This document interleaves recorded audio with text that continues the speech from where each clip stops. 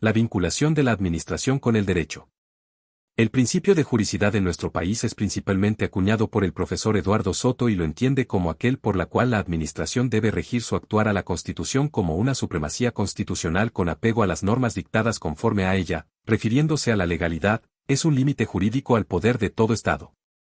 Recordemos que la juricidad sería un equivalente a la supremacía constitucional señalada en el artículo 6 más la legalidad del artículo 7.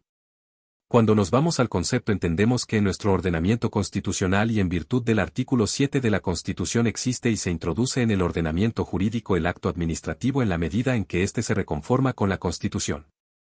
Conforma. Conforma esto y vale decir la existencia y validez se funden y se confunden puesto que jurídicamente existe y vale y es que produce sus efectos y es eficaz en cuanto que produce los efectos jurídicos propios o inherentes a él.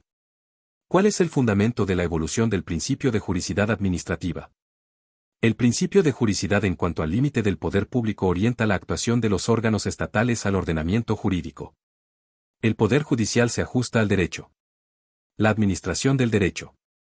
El Estado se ajusta al ordenamiento y el poder legislativo se ajusta a la Constitución. Siendo que el derecho administrativo moderno nace con ocasión de la Revolución Francesa y de la separación de poderes, la idea de respeto a la ley es intrínseca al actuar del Estado que nos separa del monarca. El derecho de la administración nace entonces en parte del principio de legalidad. Lo interesante es el uso que le damos a este principio de tal forma que se nos habla también de una vinculación positiva en donde el profesor Soto desarrolla el principio de juricidad casi como una manifestación típica de lo que se puede y no puede hacer. De esta forma, el principio de juricidad implica que la actuación de la administración debe realizarse previa a la habilitación normativa. Es decir, solo podrá realizarse aquello por lo cual fue expresamente autorizada y a diferencia de la vinculación negativa propia, el derecho privado que indica que puedo hacer todo lo que no está prohibido. Bueno, como señalábamos anteriormente, existe una vinculación positiva que se refiere a la habilitación normativa para que la administración exista y pueda actuar. Como también una vinculación negativa, se refiere a un límite externo donde no hay una limitación legal, sino que una libertad de acción. La extralimitación del principio de juricidad hace más de lo que puede estar permitido, en tanto ello genera un perjuicio a una parte interesada o fundamenta el control de los actos de la administración, como la responsabilidad civil, penal o administrativa, que acarrea de su infracción y en definitiva la posibilidad de que los actos administrativos sean revisados judicialmente. Por tanto, el principio de juricidad implica. La extralimitación del principio de juricidad implica que exista la supremacía constitucional, una eficacia normativa de la Constitución, entendiendo la Constitución como una fuente y una creadora de normas, una imperatividad del ordenamiento jurídico y una sujeción integral de los órganos de la administración del Estado tanto en su ser como en su obra. Al hablar de su ser, se refiere a la legalidad en la creación de órganos señalada en el artículo 65, inciso 4, números 2 y 4, y en su obra en la legalidad de los actos de la administración. Si nos vamos al tenor del artículo 6, se nos abre el inciso primero de que todos los órganos del Estado deben garantizar la existencia del Estado de Derecho, en inciso segundo la supremacía constitucional y el tercero la responsabilidad. Al tenor del artículo 7, encontramos que en el inciso primero nos abre el principio de legalidad, el segundo de la competencia y el tercero de la nulidad de responsabilidad. Ahora, dentro de la evolución del principio de juricidad administrativa, existe una vulneración. ¿A qué nos referimos con vulneración? Es esta inflexión a dicho principio que genera una anomalía en la actuación y esta se puede ver a tres situaciones. La primera es la falta de habilitación, que se refiere a un actuar incompetente. La segunda es la actuación habilitada pero desviada de los fines previstos a la ley. Y la tercera es la contravención al ordenamiento jurídico. En relación a la última, existe una causal de nulidad en el derecho administrativo. Ahora, yéndonos de la otra, se nos abre el inciso primero de que todos los órganos del Estado deben garantizar la existencia del Estado de Derecho. Y de lleno a un concepto que se habló recién, que es la vinculación positiva. ¿Cuál es el problema de pensar que la juricidad es de este modo? El problema cuando la regulación señala fines y ya no competencias específicas de los órganos de la administración del Estado que deben cumplir.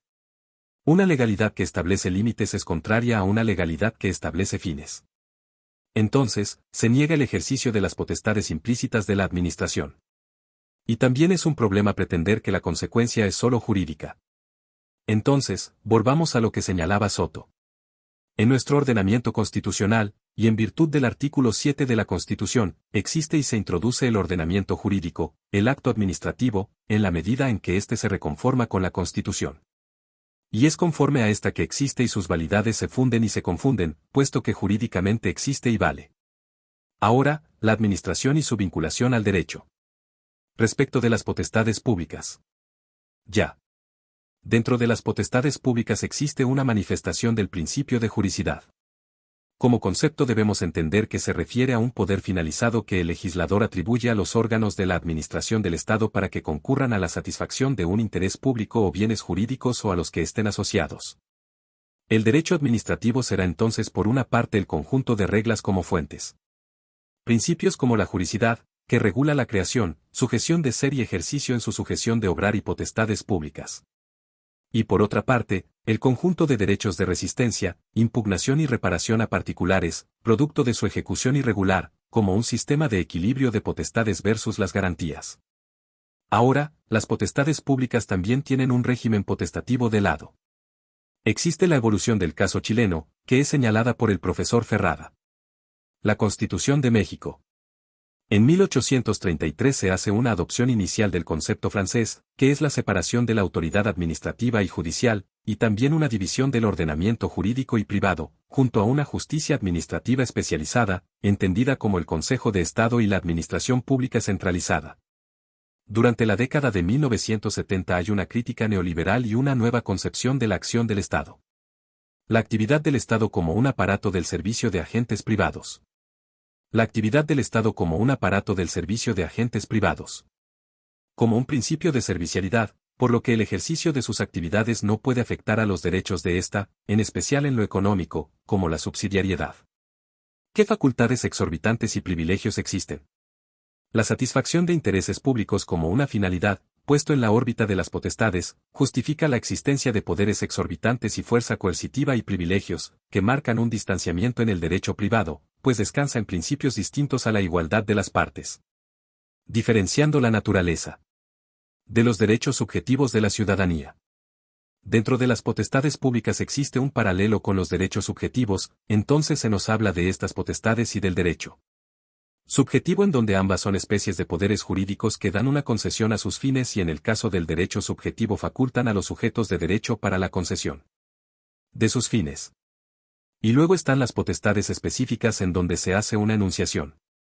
Donde por ejemplo existe la potestad reglamentaria, la potestad invalidatoria y la potestad reivindicatoria. ¿Qué privilegios existen en las potestades públicas? Existen instrumentos jurídicos favorables como las prerrogativas a la administración respecto a un tercero en el ejercicio de sus potestades.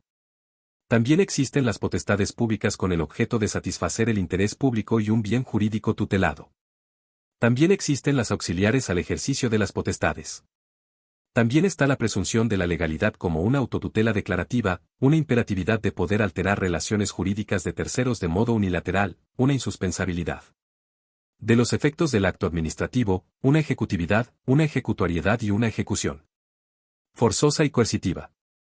En potestades públicas se puede ver que la potestad es un objeto jurídico.